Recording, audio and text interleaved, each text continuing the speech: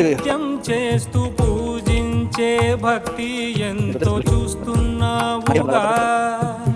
ఆకలితో చెయ్యే చాచి వస్తే తన చేతుల్లోని ఆహారం పంచే చేయి చూస్తున్నావుగా.